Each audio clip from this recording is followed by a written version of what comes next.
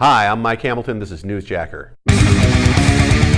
Coming to you today from our brand new, actually palatial Seattle offices, because we outgrew that other space pretty quickly. You can probably hear the echo in here, even though a concerned viewer sent me a microphone to try and dampen that. Thank you very much.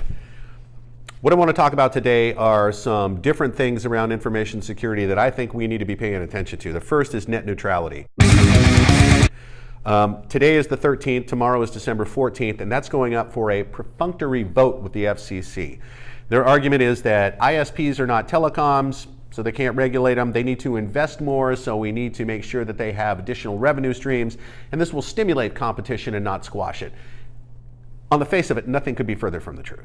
This is more of the up is down world that we've become used to now. So the FCC is ignoring the comments, largest number of comments since federal government started taking comments. Many online IDs seem to have been co-opted and used in a fake repeal comment campaign. The FCC said they were subject to a denial of service attack, and that's why their site went down, started not accepting comments anymore. They can't provide the evidence. They don't want to talk about this, and it's not even clear this is being investigated. So this is starting to look more and more sinister. And when I say sinister, think about all of information in the hands of three corporations. That's what you see and what is withheld from you, controlled by three corporations. Probably not a good thing. Next thing I want to talk about is Georgia's wiped election server. Along with disinformation campaigns being funneled through Facebook, vigorous efforts to suppress voting, it seems that vote tampering is actually how you can now win elections when your ideas are crappy. And it's looking more and more like that's what happened.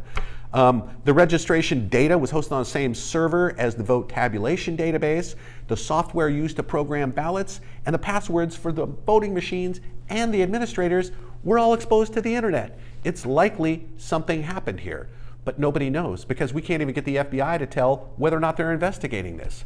Seems odd. I'm glad I live in Washington, where we have very civilized mail-in ballots.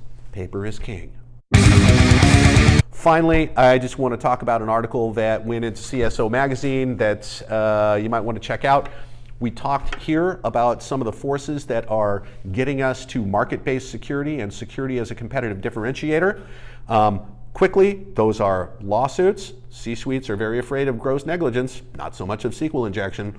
IoT takeover, we know something's wrong there. Regulatory purview expanding, especially from HHS, OCC, and the Department of Defense. And finally, creepy ad tracking versus GDPR and privacy in products. All these are coming to a head, and I think this is going to get us to this market force very quickly here. It's worth watching.